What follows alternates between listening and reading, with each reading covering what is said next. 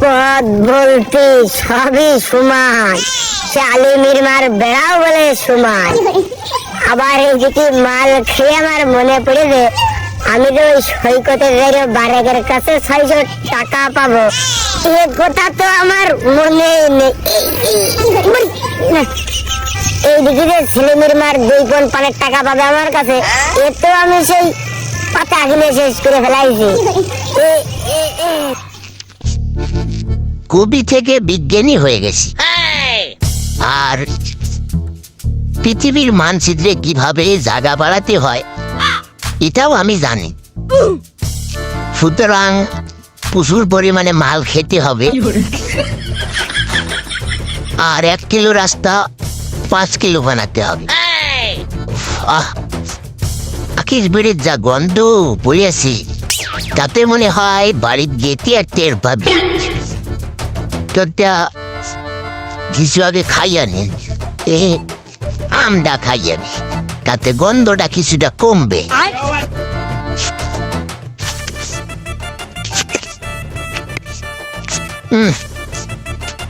বিড়ির যা গন্ধ। আমার প্রথম সাক্ষাৎ এই তো বেশ কয়েকদিন আগে। এরই মধ্যে তুমি আমাকে যে চাপ দিতেছো বিয়ের জন্য, হিসাব তো আরএফএল পাইবো নিতে পারবে না, হিসাব তো আর আমার নেওয়া সম্ভব না। এই তো প্রায় শুক্র শনি রবি সোম মঙ্গল, এই শুক্র, এই তো প্রায় 5-6 দিন হলো আমাদের প্রেমের সম্পর্ক। এর মধ্যে তো আমার পক্ষে বিয়ে করা সম্ভব না। আমি তো আর রাগ করলে হবে না, কথা বুঝতে হবে। আমি তো আর আরএফএলের ইউটিলিসি পাইপ না যে মাটির 150 ফুট নিচে চলে যাবে বিশাল কায়দায় পিছান নেবো। বিশাল কেমন ইয়ার কায়দা আছে কদিন।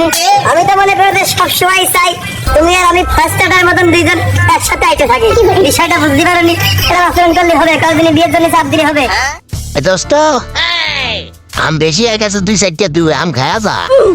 হ্যাঁ, তোর আম হইলে কি খাই রেলাম, ছোট আম কি খা। আয় 2খান আম নিয়ে যা, যে গরম বসছে কয়দিন আর বাঁচবো। আচ্ছা শোনা, একটু পরে কথা বলি।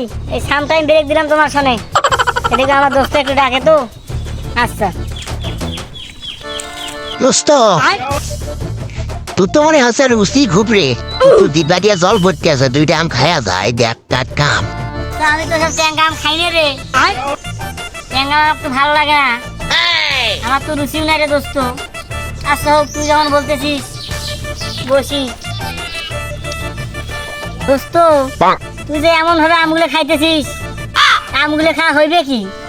এ তো ক্ষতি ছাড়া লাভ নাই। আম তোমাকে খাওয়া লাগবে দোস্ত।